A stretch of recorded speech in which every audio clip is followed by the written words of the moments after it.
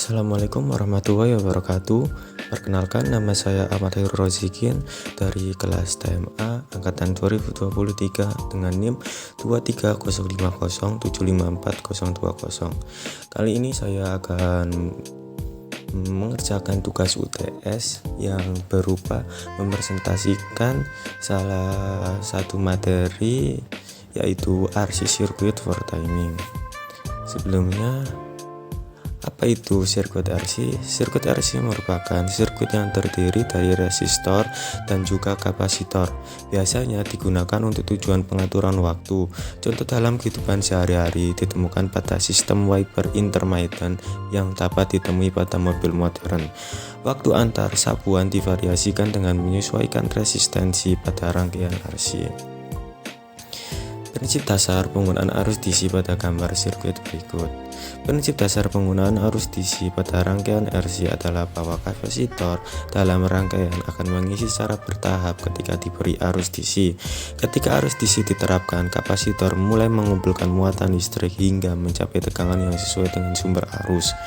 Proses pengisian ini mengikuti hukum dasar kapasitor, di mana arus yang mengalir melalui kapasitor sebanding dengan perubahan muatan kapasitor terhadap waktu. Selama pengisian, tegangan kapasitor akan meningkat secara linear seiring dengan waktu sampai mencapai tegangan sumber arus. Setelah kapasitor terisi penuh, arus akan berhenti mengalir melalui kapasitor karena tegangan kapasitor sama dengan tegangan sumber.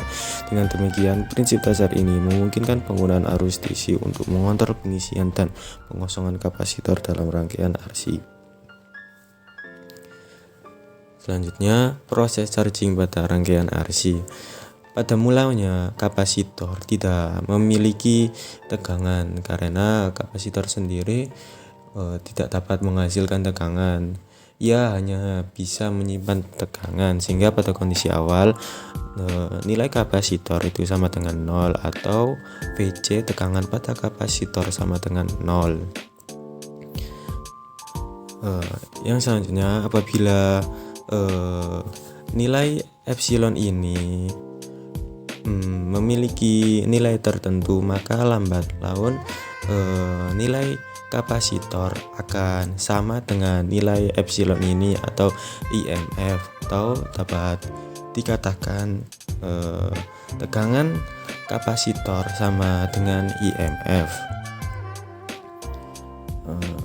Selanjutnya, ketika muatan pada plat kapasitor bertambah, maka terjadi peningkatan perlawanan terhadap aliran muatan melalui gaya tolak menolak muatan sejenis pada setiap plat. Dalam hal tegangan, hal ini dikarenakan tegangan pada kapasitor diberikan oleh EC sama dengan Q per C, di mana Q adalah jumlah muatan yang disimpan pada setiap plat dan C adalah kapasitansi. Tegangan ini berlawanan dengan baterai, meningkat dari 0 hingga gaya gerak listrik maksimum saat terisi penuh.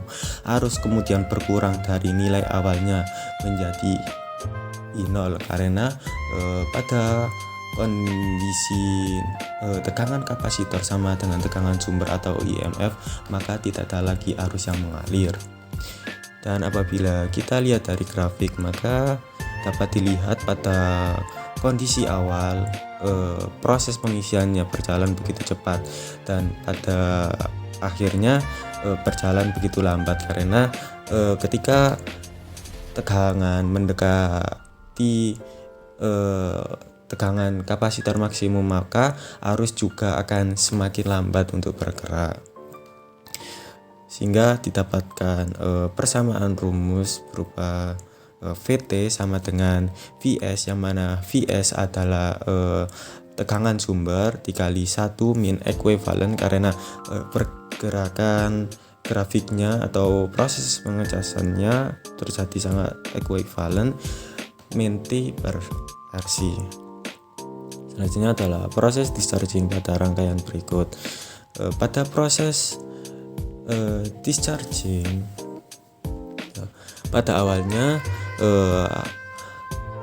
arus awal itu sama dengan tegangan awal dibagi dengan resistansi ini, sehingga pada kondisi arus awal sama dengan tegangan pada kapasitor atau tegangan kapasitor pada kondisi awal dibagi dengan resistansi, yang mana resistansi ini akan mengambil daya dari kapasitor ini, sehingga lambat laun tegangan pada kapasitor akan menurun, dan apabila tegangan kapasitor menurun maka kuat arus juga menurun. Apabila kita lihat di grafik, maka grafiknya adalah seperti ini, yang mana dapat kita lihat grafiknya terlihat sama dengan pada saat proses pengisian, yaitu terjadi secara ekuivalen atau pada saat awal proses pengosongannya begitu cepat dan pada akhirnya berjalan begitu lambat, sehingga apabila kita lihat persamaan rumusnya adalah VC dalam waktu sama dengan VC atau V0 dikali ekuivalen min Pi per RC. Selanjutnya adalah apa yang terjadi pada sirkuit ini sebenarnya.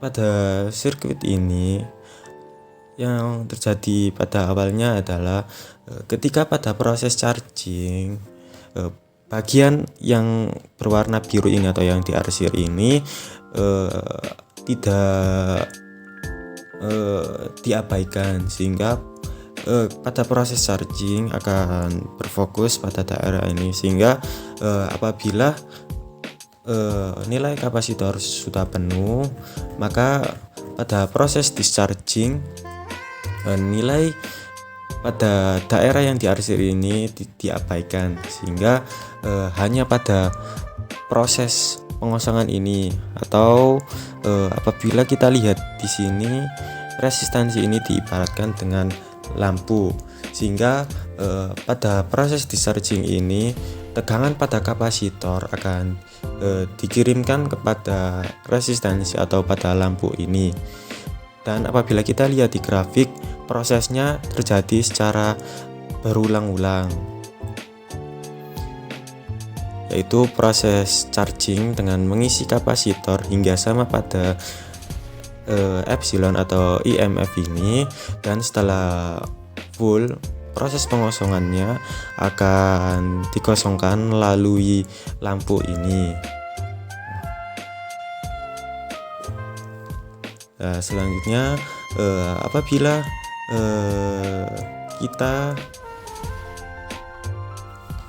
selanjutnya kan kita sudah mengetahui proses pengisian atau proses charging, terdapat rumus VC sama dengan V 1 min E min T per RC, yang mana apabila kita abaikan proses discharging dan kita hanya fokus pada proses pengisian, maka kita dapatkan persamaan VC sama dengan V sama dengan 1 min E min T per RC, yang mana V ini